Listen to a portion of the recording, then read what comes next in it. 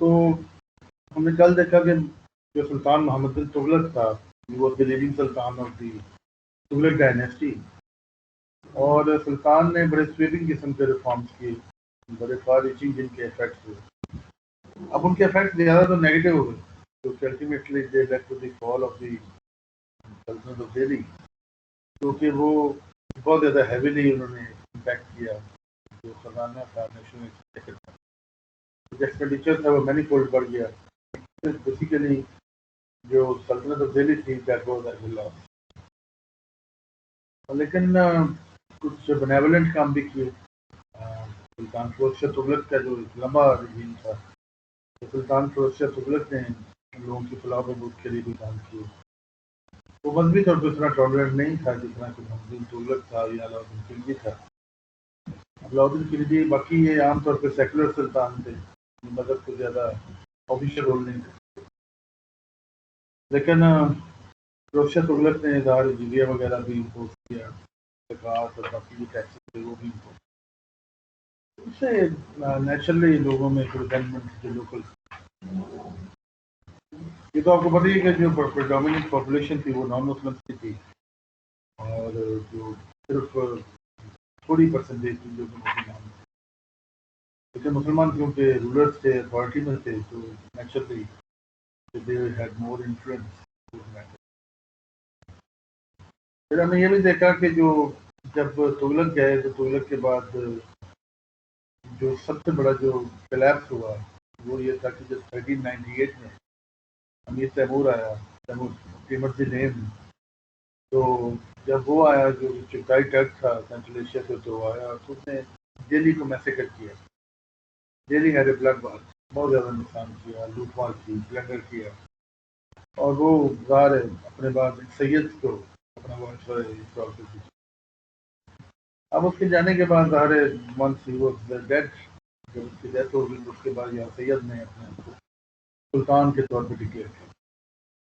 اب جو سید تھے وہ 1414 سے لے کے 1451 تک، 1414 سے لے کے 1451 تک سلطان یہاں رہے، سلطنت آف دہلی سید ڈائنیسٹی رہی، لیکن بہت زیادہ انسگنیفیکنٹ اور جو سمجھ لیجیے کہ نہایت نکمے قسم کے یہ سلطان تھے، یعنی کوئی ایسا کوئی نوٹیبل کام نہیں کرتا۔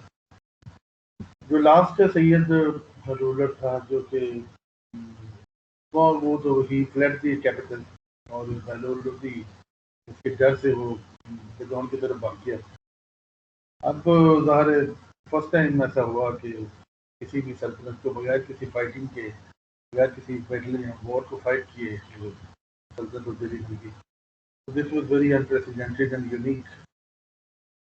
اب جب لودھی آ گئے تو لودھی عام طور پہ جو افغانی سے بنیادی طور پہ ڈسینٹ میں اور بڑے بہادر تھے، بہلول لودھی آ گیا، اسکندر لودھی آیا اور ابراہیم لودھی آ گیا۔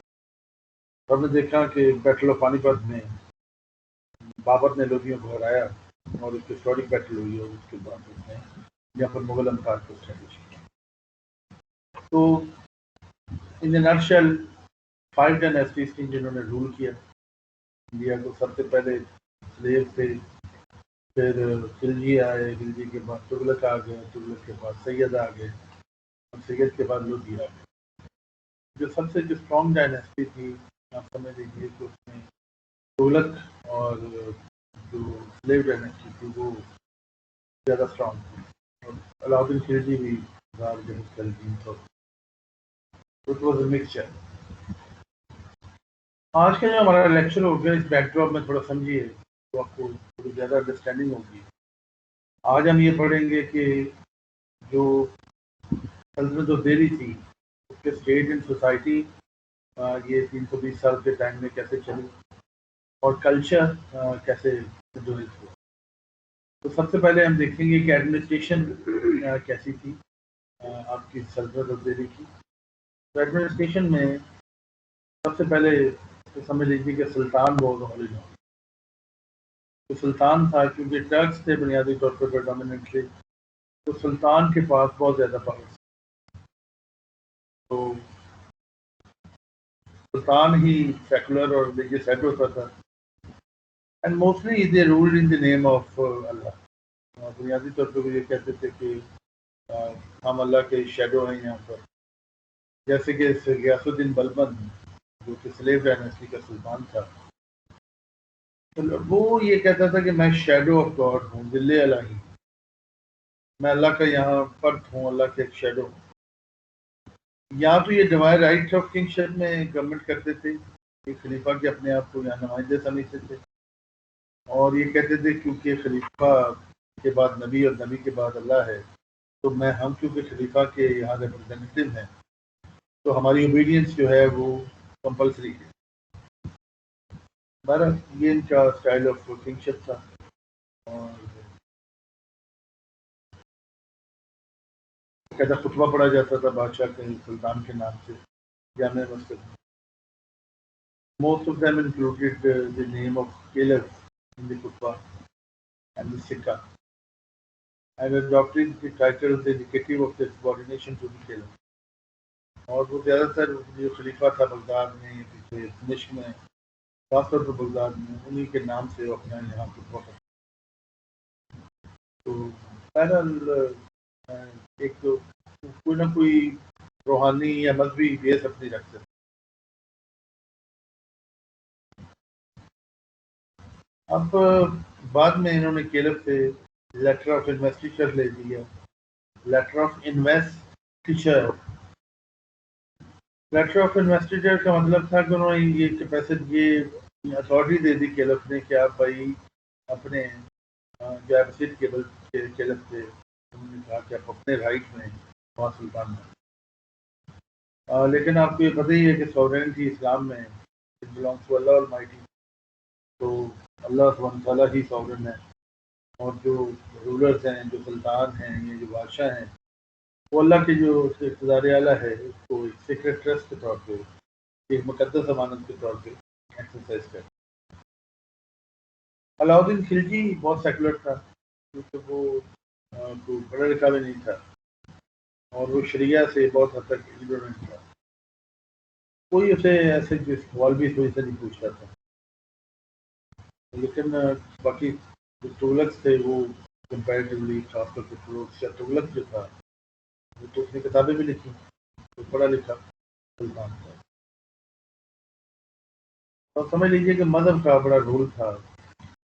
کم از کم جو سلطان کا جو تھیوری آف کنگشپ تھا اس وقت. اب یہ کویسچنیبل بات ہے کہ سلطانوں نے کیا مذہب کو یہاں پھیلایا بھی؟ تو the answer is know. As such کو آفیشیل ایفرٹ نہیں کی گئی جس سے ہمیں یہ پتہ لگے کہ یہاں مذہب اسلام کو اسپریڈ کرنے کے لیے، پروپوگیٹ کرنے کے لیے اسٹیپس لی. تو nothing was done in this regard.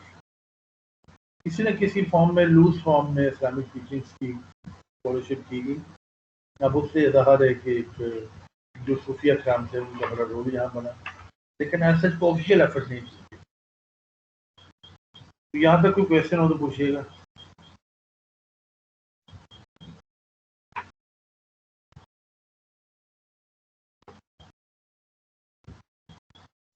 جی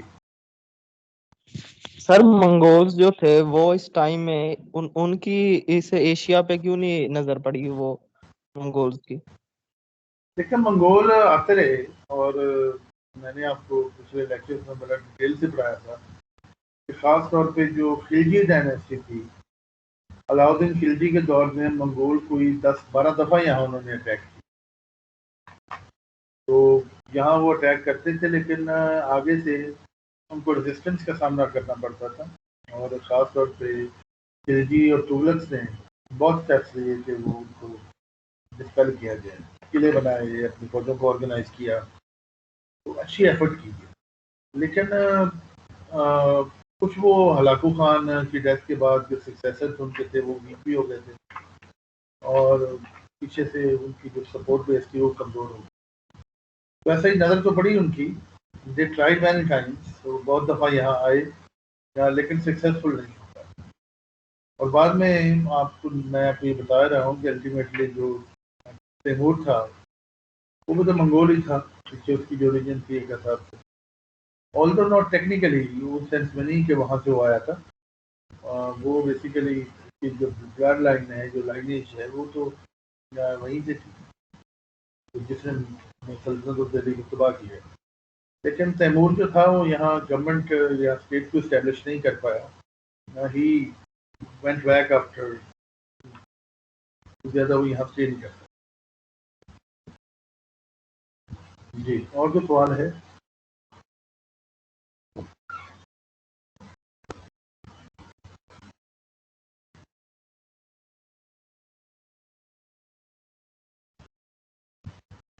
نو سر.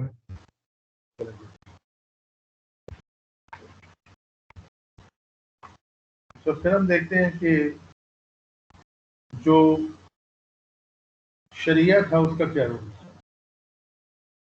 تو بنیادی طور پہ جو شریعہ تھا, شریعت جو اسلامک لا ہے, اسلامک لا جو زیادہ تر فالو کرتی تھی نوبلٹی کے, جو نوبلس تھے جو کورٹ کے, تو وہ شریعہ کو ایز اے لا مانتے اور کوشش کی جاتی تھی کہ شریعہ کی کوئی فلیگرنٹ وائلیشن نہ کی جائے. حالانکہ ultimately in the ultimate analysis جو بادشاہ تھا, جو سلطان تھا, اسی کی بات مانی جاتی تھی. جو وہ کہتا تھا وہی سچ سمجھتا تھا. سلطان اپنے آپ کو ریپرزینٹیٹیو آف دی خلیفہ کہتا تھا. اور اس کے بعد یہ چیز یہاں امپورٹنٹلی نوٹ کی جائے کہ انڈو پاکستان ڈیورنگ دی سلطنت of Delhi period it was not a theocracy. میں ریپیٹ کرتا ہوں, سلطنت of Delhi was not a theocracy. THEOCRACY, یہ کوئی مذہبی ریاست بالکل نہیں تھی. اس وجہ سے آپ نے کنفیوز اس میں نہیں ہونا, اس میں یہ بالکل اس کا ایک سٹائل تھا وہ سیکولر تھا. ابھی ہم آتے ہیں کہ جو سلطان کے بارے میں تھوڑی بات کرتے ہیں. ایک تو ہم نے دیکھا کہ یہ تھیوکریسی نہیں تھی, پھر سلطان کی جو پاورز ہیں وہ ان لمیٹڈ تھیں, لیکن پاورز کے اوپر کچھ چیک تھے. پہلے آپ دیکھیے پاور 3 طرح کی ہوتی ہے. جو گورنمنٹ کی پاور ہے وہ نوٹ کر لیجئے گا آپ. It is of 3 types. Number 1 legislative power, number 2 executive power, اور نمبر 3 جوڈیشل پاور. تینوں جو پاورز تھی وہ they were combined in the person of sultan. تو سلطان کے پاس یہ پاورز تھی. آلدو ان تینوں کے لیے کسی نہ کسی فارم میں کورٹ بھی تھا, اس کے علاوہ ایڈمنسٹریٹرز بھی تھے, وزیر اعظم بھی تھا جسے وزیر کہا جاتا تھا, اس کے علاوہ قاضی القضات بھی تھا, قاضی بھی تھے جو کہ جوڈیشل فنکشن پرفارم کرتے تھے. لیکن الٹیمیٹلی وہ کہا جاتا ہے کہ دی سلطان ہیڈ دی لاسٹ لا. سلطان ہی کی جو آخری سے تھی, آخری جو کال تھی وہ سلطان کی ہی ہوتی.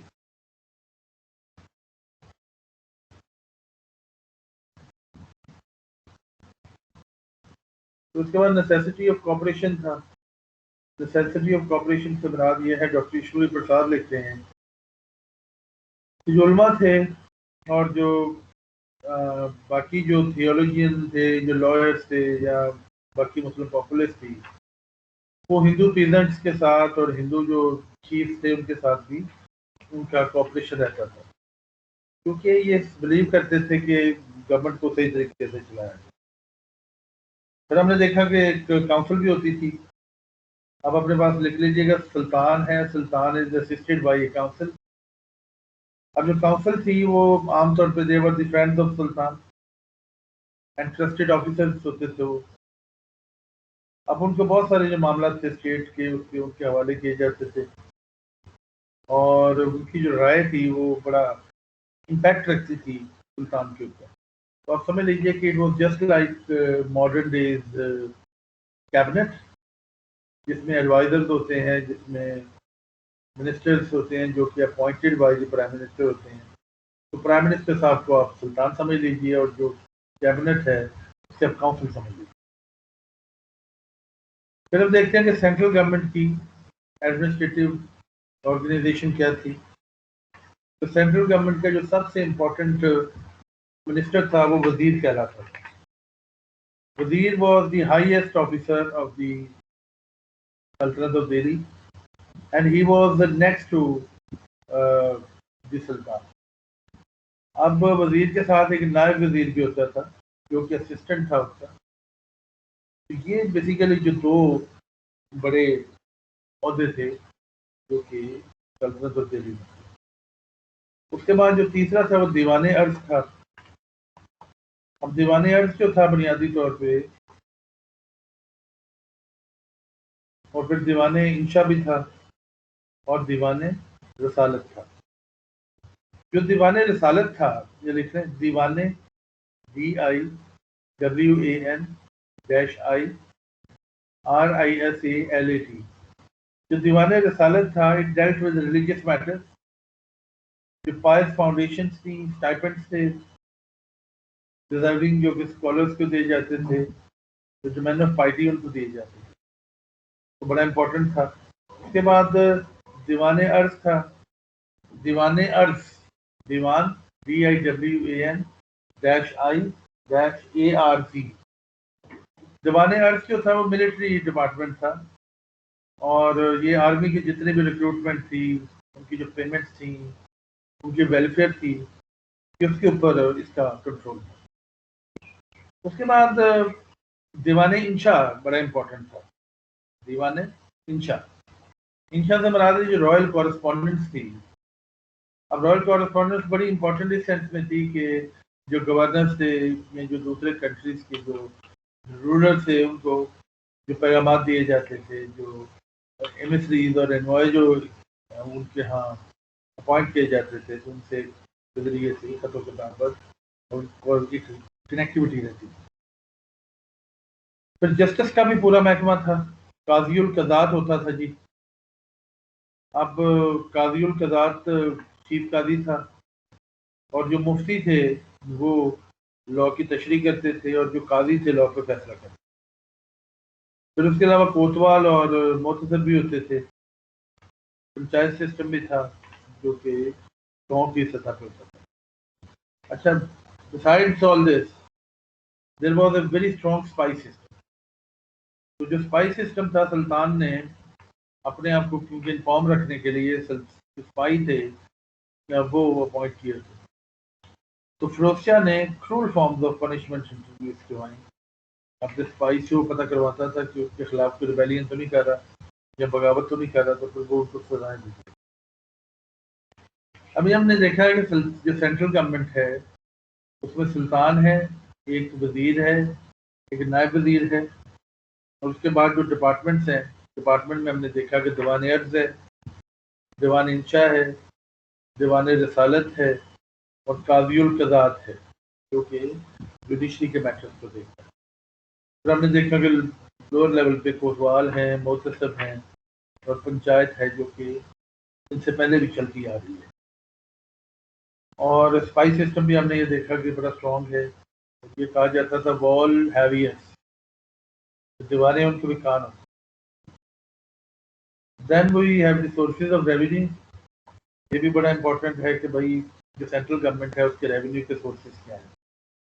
تو سب سے جو پہلا سورس تھا وہ تو زکوٰۃ تھی، خراج تھا، جزیہ تھی، spoils آف وار تھی، کسٹمس کہا جاتا ہے، اور اس کے علاوہ گریزنگ ٹیکس وغیرہ، یا جو ایئر لیس پراپرٹیز تھیں جو کہ بغیر وارثان کے پراپرٹی بن چھوڑ جاتے تھے لوگ، تو وہ بھی فیڈرل گورنمنٹ کی ملکیت میں چلے جاتے.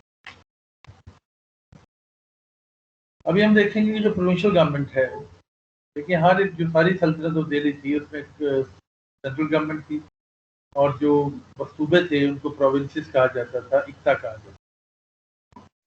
اور ڈویژن آف امپائر جو تھی وہ کی گئی تھی پروونسز میں، اور 12 پروونسز تھے. ضیاء الدین برانی بڑے ایمیننٹ ہسٹورین ہے اس دور کے، وہ کہتے ہیں کہ دی سلطنت of Delhi was divided into 12 provinces, اور محمد بن تغلق کے دور میں یہ 12 پروونسز تھے. اس کے بعد ان کے نمبر میں کمی بیشی آتی رہی. ولی ایک اپوائنٹ کیا جاتا تھا جس کو گورنر کہتے تھے. اب جو گورنر تھا آپ سمجھ لیجیے کہ he was a replica of سلطان ایٹ دی سینٹر. تو جتنے ہی آپ کی سینٹرل گورنمنٹ ہے سیم اسی کا ریپلیکا جو تھا، اسی کی جو کاپی تھی وہ آپ کی یہاں پر प्रोविंशियल गवर्नमेंट में थी, लेकिन प्रोविंशियल गवर्नमेंट का जो डोमेन था, जो जुरिस्डिक्शन थी, नेचुरली वो कम थी। अब तो जो अपॉइंटमेंट और डिसबर्सल थी जो गवर्नर की, वो at the player of the sultan. अब वो सुल्तान अपने ट्रस्टेड जो बंदे थे उनको गवर्नर अपॉइंट करते थे इम्पोर्टेंट स्टेट्स को, तो ताकि in the time of need and crisis they could come back and help Sultan. Then हर एक गवर्नर ने एक आर्मी बनाई होती थी, और बस स्टैंडिंग आर्मी जो थी वो बहुत ज़्यादा ऑर्गेनाइज तो नहीं थी, लेकिन आर्मी पर अगर कोई वॉर होती थी, सुल्तान ने किसी के अगेंस्ट करनी है, तो वो एक मैसेज भी भेजता था अपने गवर्नर्स को कि भाई मुझे इतनी आर्मी आपकी तरफ से चाहिए, आर्मी चाहिए, फाइनेंशियल सपोर्ट चाहिए। दे वर bound to support the sultan and give the proper number of people to fight. Then Alauddin Khilji साहब ने आर्मी को बहुत ज़्यादा एफिशिएंटली ऑर्गेनाइज किया। जो प्रोविंशियल आर्मी थी वहाँ उलिया सिस्टम और ब्रांडिंग ऑफ हॉर्सेस का सिलसिला शुरू किया, जिसे जो जो गोस्ट सोल्जर्स थे, जो जेली जो फौजी थे, या जो मरियल किस्म के घोड़े लोग देखते थे, वो मामला खत्म हो गया। अच्छा, लोअर लेवल पे जो इक्ता था, जो सूबा था, उसे शिक में डिवाइड किया गया था। तो जो सूबा था उसमें ज़िले थे, शिक थे, और शिक का जो हेड था वो शिकदार कहलाता था। अच्छा, उसके बाद जो तहसीलें थी वहाँ पर आपको पता, मुकद्दम थे, खूद थे, पटवारी थे। ये लोअर लेवल पे, गांव के लेवल पे और तहसील लेवल के ऊपर ये अफसरान थे। फिर हम देखते हैं कि जो इक़्तिदारी सिस्टम यहाँ पर था, इक़्तिदारी सिस्टम से मुराद ये है कि ये सिस्टम था जिसमें जो टैक्स वगैरह लगाने के लिए, और उसके बाद कैसे डिस्ट्रीब्यूशन की जाएगी, जो टैक्सेस इकट्ठे होंगे, तो ये टेरिटोरियल असाइनमेंट होती थी, जो कि कैसे जो सारा का सारा सल्तनत है उसमें टैक्सेस इकट्ठे किए जाए। तो इक़्तिदारी सिस्टम में 3 चीज़ें बुनियादी तौर पे आती थी। नंबर 1, कलेक्शन ऑफ रेवेन्यू कैसे की जाएगी। नंबर 2, मेंटेनेंस ऑफ आर्मी, और number 3, maintenance of traditional system. तो जो ट्रेडिशनल सिस्टम है, जो टाइम टेस्टेड है, उसको मेंटेन किया जाए। कॉइनेज की बात कर लेते हैं, तो सिक्के कौन से थे, तो आपको पता है सुल्तान जो दिल्ली, जो बलबन, अल्तमश, खिलजी, उन्होंने इक़्तिदारी सिस्टम को बड़ा यूज़ किया, centralisation of power. इक़्तिदारी system did not confer any ownership in land, but it was subject to transfer. इक़्तिदारी system में ये था कि जो इक़्तिदार था, जो इसका हेड होता था, वो ऑटोमेटिकली ज़मीन का मालिक नहीं बन गया। बेटा सारी चीज़ें समझ आ रही है ना? छोटी छोटी बातें हैं और कुछ ज़्यादा डिफिकल्ट नहीं। ये सर आपको आ रही है तो चलिए, यानी कि डिफिकल्टी तो नहीं है ना? No sir, no sir. Good.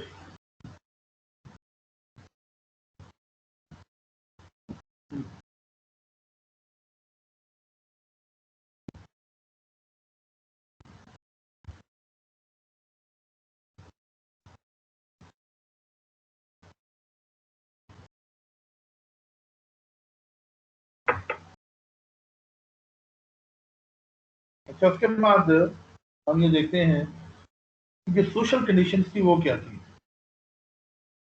Social conditions जो कि हमने स्टेट एंड सोसाइटी देखा है, तो अभी तक हमने देखा है कि एक अंपायर है, अंपायर में सुल्तान है, सुल्तान के आगे पूरी कैबिनेट है जो कि काउंसिल ऑफ मिनिस्टर्स है।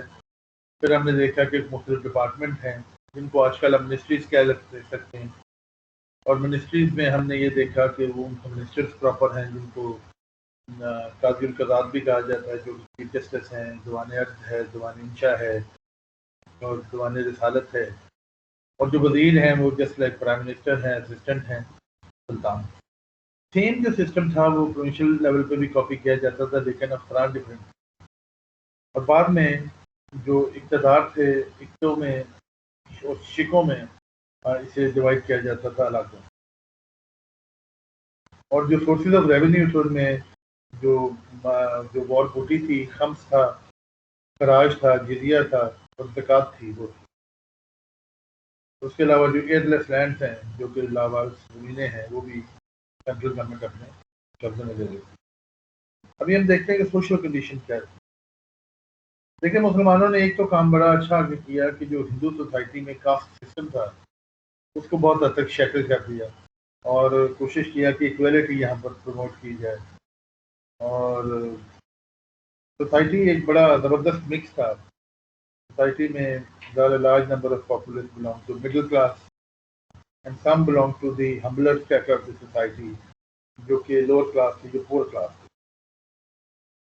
سوسائٹی میں جو سب سے زیادہ جو مقام تھا وہ نوبلٹی کا تھا، جو ارسٹوکریٹس تھے۔ ارسٹوکریٹس بنیادی طور پہ جو کورٹیزنس تھے جو کہ سلطان کے کورٹ میں بیٹھتے تھے اور سارٹ آف ایڈوائزر بھی ہوتے تھے۔ تو نوبلس کا اتنا اسٹرانگ رول تھا کہ بنیادی طور پہ یہ نوبلس تھے وہ ٹرک بھی ہوتے تھے، عربس بھی تھے، افغان بھی تھے، ایبیسینینس بھی تھے، ایجپشن لوگ بھی ہوتے تھے، اور یہ اتنے ہیٹروجینیس تھے، اتنے زیادہ یہ ورائٹی تھی ان میں کہ they brought the wealth of the experience with them, اور یہ سلطان کو مسلم میٹرز کے اوپر بڑی زبردست ایڈوائس دیا کرتے۔ اس کے بعد دوسرا بہت امپورٹنٹ گروپ تھا سوسائٹی میں، وہ علماء کا تھا۔ اب علماء کو بہت زیادہ ریگارڈ دیا جاتا تھا، ہائی رسپیکٹ دی جاتی تھی، اور ان کا سوسائٹی میں بہت زیادہ انفلوئنس ہے۔ اب سلطان علاء الدین خلجی نے علماء کی پاورز کو بہت کرٹیل کیا، لیکن سلطان محمد بن تغلق نے تو بعض اوقات یہاں تک کہہ دیا کہ بھائی یہ جو سزائیں دینا ہے یہ علماء ان میں کیا رول ہے، سزا دینا تو اسٹیٹ کا کام ہے۔ تو انہوں نے علماء کو کافی حد تک جو اسٹیٹ میٹرز تھے اس سے ایکسکلوڈ کر دیا۔ تو یہ دیکھیں سلطان کو سلطان ویری کرتا رہا کہ کچھ سلطان کی پرسنالٹی ایسی رہی کہ انہوں نے علماء کو زیادہ رول نہیں دیا، لیکن اوور آل جو شیخ تھے، علماء تھے، مفتی تھے، انہوں نے ایک بڑا کلاسک رول پلے کیا جو کہ ہمیشہ پرو سوسائٹی اور لوگوں کے خلاف ضرورت کے لیے بھی کام کرتا۔ اب اس کے بعد جو وومن تھی اس کا اسٹیٹس بھی دیکھتے ہیں، کیونکہ جب ہم سوسائٹی کی بات کرتے ہیں تو ظاہر ہے اسٹیٹس آف وومن بھی بہت امپورٹنٹ ہے۔ تو عام طور پہ جو women were dependent upon their husband, تو وہاں ایسے ورکنگ وومن کا کانسیپٹ نہیں تھا، تو ڈیپینڈنس تھی عورت کی اپنے مرد کے اوپر، اپنے باپ کے اوپر، اپنے بھائی کے اوپر، اپنے شوہر کے اوپر۔ اور یہ کلچر جو تھا یہ ویری کرتا تھا مختلف علاقوں، تو یہ بھی ڈیپینڈ کرتا تھا کہ وومن کس کلاس سے بلانگ کرتی ہیں۔ تو جو اپر کلاس کی وومن ہے ان کے پاس زیادہ پاورس تھیں۔ اس کے بعد سلیو جو تھے، سلیو سسٹم بھی بہت زیادہ تھا۔ اب علاء الدین خلجی کے پاس اباؤٹ 50,000 سلیوز تھے، اور بعد میں فیروز شاہ تغلق کے دور میں یہ 1 لاکھ تک ان کا نمبر بڑھ گیا۔ جو سلیو تھے وہ 50,000 تھے علاء الدین خلجی کے پاس، اور سلطان فیروز شاہ تغلق جو کہ تغلق ڈائنیسٹی کے سیکنڈ امپورٹنٹ سلطان تھے، ان کے پاس مور دین 100,000، 1 لاکھ سے زیادہ سلیو، ہیوج نمبر۔ اور اس کے بعد سلیو کی فلاح و بہبود کے لیے باقاعدہ ایک ادارہ بھی بنایا گیا تھا، ایک منسٹری بھی تھی، تاکہ ان کے ساتھ ان ہیومن ٹریٹمنٹ نہ کیا جائے۔ As far as Hindu society was concerned, تو وہ آپ کو پتہ ہی ہے کہ ہندو سوسائٹی میں کاسٹ سسٹم بہت زیادہ تھا، اور وہ بہت ٹائم لگا اس کو ٹھیک ہونے میں۔ ان میں آپ کو پتہ ہی ہے کہ کاسٹ سسٹم میں برہمنس تھے ایٹ دی ٹاپ، پھر کشتریز تھے، پھر ویش تھے، اور لوئسٹ کیڈر پہ شودر تھے۔ اس کے بعد ہم دیکھتے ہیں کہ اب جو خلافت تھی، جو کمپلیٹ جو کنٹرول تھا سلطان کا اور اس کے جو منسٹرز تھے اسٹیٹ میٹرز کے اوپر، لیکن اس کا مقصد یہ نہیں تھا کہ ہندوؤں کو بہت زیادہ کریش کیا گیا۔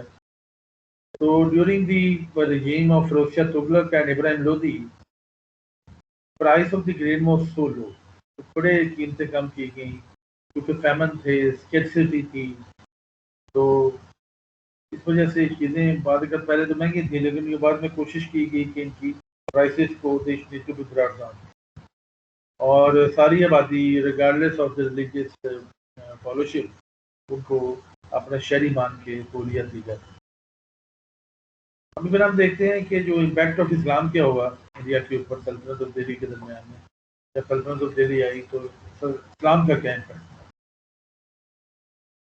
سب سے پہلے تو اسلام ظاہر مسلمان تھے یہ سلطان سارے، تو نیچرلی اسلام کسی نہ کسی صورت میں پھیلا. تو ایک نیا سسٹم آف گورنمنٹ انڈیا میں انٹروڈیوس کیا گیا جسے ٹرکو افغان سسٹم کہا جاتا ہے. Turko Afghan system, TURKO Turko Afghan political system تھا یہ سسٹم آف گورننس. پھر یہاں پر اسٹرینتھن کیا گیا کاسٹ سسٹم کو، اور پردہ سسٹم کو انٹروڈیوس کیا گیا سوسائٹی میں. پردہ سسٹم وہ اسٹرکٹلی مینٹین، اور آپ سمجھتے ہیں کہ پردہ نشین عورت کا تصور بھی ہے لاء میں، اس کی ایویڈنس بھی اسپیشل طریقے سے ریکارڈ کی جاتی ہے. اب اسلام نے ظاہر ٹرکش ایک انفلوئنس دیا، عرب انفلوئنس دیا. Necessity of common language lead to the growth of Urdu. تو پھر ایک اردو لینگویج کی بھی بگننگ سلطنت آف دہلی کے دور میں ہی ہوئی، اور ہم دیکھتے ہیں کہ جو کلچر سویلائزیشن جو تھا وہ ایک مکسچر ہوا انڈو ٹرکو گریکو اور جو پرشین اسلامک جو عرب تھا، یہ سارے جو ایلیمنٹس تھے ایک زبردست قسم کا امیلگمیشن ان کا ہو گیا، اور ایک نئی لینگویج بنی جس کو اردو کہا جاتا تھا. اس کا جو اسکرپٹ تھا وہ تو یہی انڈین لینگویجز ہی والا تھا، لیکن اس میں ٹرکش اور پرشین لینگویج کے بہت سارے ورڈس تھے جو کہ یوز کیے گئے، اور عربک لینگویج کے بھی. تو لشکری زبان بنی جس میں بہت سارا. پھر یہاں پر ایک ریلیجیس ڈیولپمنٹ اور ہوئی. It was the disappearance of Buddhism. Buddhism بہت زیادہ بیک برنر پہ چلا گیا، اسپریڈ آف اسلام ایسے ہوا، اور ہندوازم تو رہا لیکن بدھزم وہ آلموسٹ ریمینڈ ایبسنٹ، وہ نیگلیجبل آ گیا. ریلیجیس موومنٹس اچھا نہیں، اس کے علاوہ اسلام پھیلا یہاں پر. تو practically it was a good time for Islam یہاں پر پھیلا. پھر اس کے بعد یہاں پر باقی موومنٹ وغیرہ بھی چلے، وہ یہاں زیادہ پرٹیننٹ نہیں ہے کہ ڈسکس کیا جائے. پھر ابھی دیکھتے ہیں ہم آرٹ اینڈ آرکیٹیکچر کیا سلسلہ رہا. یہ بھی بڑا امپورٹنٹ ایک آپ کی سوسائٹی اینڈ اسٹیٹ کا ایک پہلو ہے. ہم دیکھتے ہیں کہ جو سلطان تھے ان میں سے زیادہ تر جو تھے وہ بہت زیادہ بلڈرز تھے، شوقین تھے کہ موسیلیمس بنوائے جائیں، پلیئر گارڈنس بنائے جائیں، باغات بنوائے جائیں، پھر آرٹس اینڈ لٹریچر کی پیٹرنیج کی جائے. اور یہ مکسچر تھا اسٹائل جو تھا، اس میں جینسٹ بھی تھے، بدھسٹ بھی تھے، اور اسے انڈو اسلامک آرٹ کہا جاتا ہے جو ڈیولپ ہوا. انڈو اسلامک آرٹ جو سلطنت آف دہلی میں ڈیولپ ہوا. اور یہ انڈو مسلم آرکیٹیکچر جو تھا وہ بڑا خوبصورتی سے امیلگمیشن تھی دونوں کلچر سے. اور جو مساجد بنوائی گئی جو کہ فیروز شاہ تغلق نے بنوائی، علاؤالدین خلجی نے بنوائی کے دور میں بنی، پھر فیروز شاہ تغلق کے دور میں بھی زیادہ بنی. تو شرائن آف نظام الدین اولیاء بڑی فیمس بلڈنگ. پھر مسجد کوفۃ الاسلام تھی جو کہ قطب الدین ایبک نے بنائی تھی. اس کے علاوہ بہت سارے قلعے بنوائے. پھر مسولین بڑے فیمس بنوائے. اس میں کافی زیادہ جو میں نے ہینڈ آؤٹ آپ کے ساتھ شیئر کیا اس میں ڈیٹیل اویلیبل ہے. ابھی ہم لٹریچر کی تھوڑی بات کرتے ہیں کہ لٹریچر کا کیا عروج آیا. تو ہم دیکھتے ہیں کہ لٹریچر میں پرشین لٹریچر پروموٹ ہوا. جو کورٹ لینگویج تھی وہ پرشین تھی اور درباری زبان. امیر خسرو صاحب میرے one of my favourite poets and musician. Amir Khusrau جنہیں طوطیے ہند کہا جاتا ہے، انہوں نے بہت سارے میوزیکل انسٹرومنٹس جو تھے وہ انوینٹ کیے. تو میرے پتروں کا جو دور ہے وہ 1253 سے لے کے 1325 کا ہے. تو آپ سمجھ لیجئے کہ یہ سلیو ڈائنیسٹی اور جو خلجی ڈائنیسٹی کے درمیان میں یہ آلموسٹ ان کا ڈیویشن ہے. تو امیر خسرو صاحب کو کوٹ پوئٹ بھی بنایا گیا تھا اور ان کو آفیشلی بھی بڑا سپورٹ کیا گیا. تو اس کے علاوہ ہسٹوریکل لٹریچر کے اوپر بھی کام کیا گیا. جو بہت فیمس ہسٹورین تھے اس دور کے، اس میں قاضی منہاج الدین سراج، اس کے علاوہ ضیاء الدین برانی صاحب تھے، پھر شمس سراج عفیف تھے، اور یحییٰ احمد تھے جو کہ بڑے فیمس اس وقت کے تھے. یہ ہمارے خاص طور پہ جو نصیر الدین محمد نے پیٹرنائز کیا اور طبقات نصیری کی جو فیمس بک لکھی گئی، اور بعد میں ضیاء الدین برانی نے تاریخ فیروز شاہی لکھی جو کہ بہت ہی زبردست اکاؤنٹ ہے فیروز شاہ تغلق کے دور. پھر سنسکرت کے جو بے شمار ورکس تھے ان کو ٹرانسلیٹ کیا گیا پرشین میں، اور سنسکرت اینڈ ہندو جو لٹریچر تھا اس کو بھی ٹرانسلیشن کی گئی. Hindu scholars had no aptitude for writing history. ہندو جو اسکالرز تھے وہ ہسٹری وغیرہ نہیں لکھنا چاہتے تھے، نہ لکھتے تھے. تو مسلمانوں کو البتہ اپنی تاریخ لکھنے کا بڑا شوق تھا. تو آج کے لیکچر کے بارے میں اتنا کچھ کافی ہے میرا خیال ہے. ہم نے بہت سارا مزیدار چیزیں پڑھی. اب اس کے بارے میں کوئی آپ کویشچن پوچھیں گے تو میں آپ کے اس میں جوابات دینے کی پوزیشن میں ہوں گا. ابھی میں آپ کی اٹینڈنس میرا خیال لے لوں. آپ باقیوں کو بلا لیں گے جو جوائن کرنا چاہتے ہیں ابھی بھی، کیونکہ یہ 50 کی اراؤنڈ کلاس ہے، 37 آر اٹینڈیڈ ہوں گے. تو میں ابھی 2 منٹ آپ کو دے دیتا ہوں تاکہ باقی بھی جوائن کر لیں.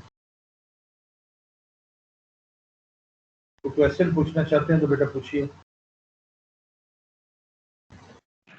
سر یہ جو آپ نے بتایا کہ 50,000 سے 1 لاکھ تک انہوں نے غلام رکھے ہوتے تھے سلیوز، ان کا کام کیا ہوتا تھا؟ دیکھیں یہ ٹرسٹڈ لوگ تھے بادشاہ سلامت کے، اور یہ بادشاہ سلامت کی خدمت پہ، اس کے علاوہ ان کا جو رائل حرم تھا اس کے سپورٹ کرتے تھے. پھر یہ صفائی کا کام، جاسوسوں کا کام بھی ان سے لیا جاتا تھا، اور یہ یعنی کہ ان سے وہ خاص کام لیے جاتے تھے جو کہ یہ ذاتی ملکیت میں ہوتے تھے. اور یہ سارے کے سارے سلطان کے ہی سلیب نہیں ہوتے تھے. جو نوبلز تھے، جو بہت بڑے بڑے جو ارسٹوکریٹس تھے، ان کے بھی سلیب تھے اس میں شامل. تو یہ لاکھ کا جو نمبر ہے اس میں تمام جو سلیب تھے اس دور میں وہ شامل.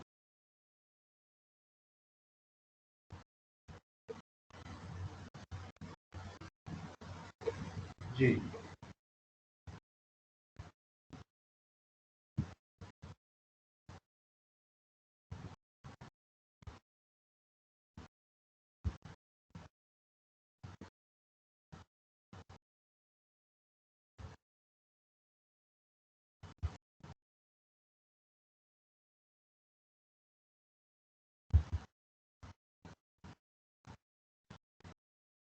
اور سوالات بیٹا پوچھیں.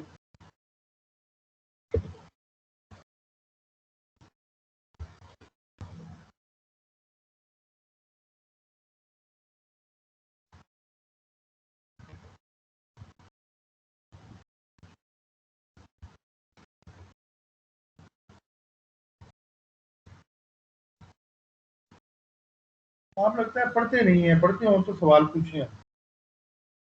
ہاں کیوں بھائی؟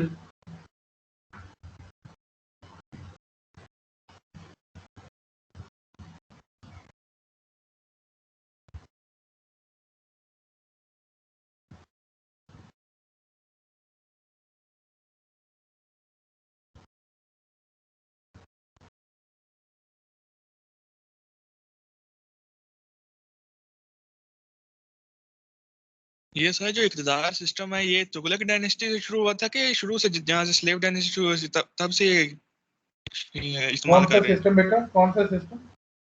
اقتداری سسٹم سر. جی اقتدار کا سسٹم عام طور پہ یہ تغلق کے دور میں زیادہ آرگنائز کیا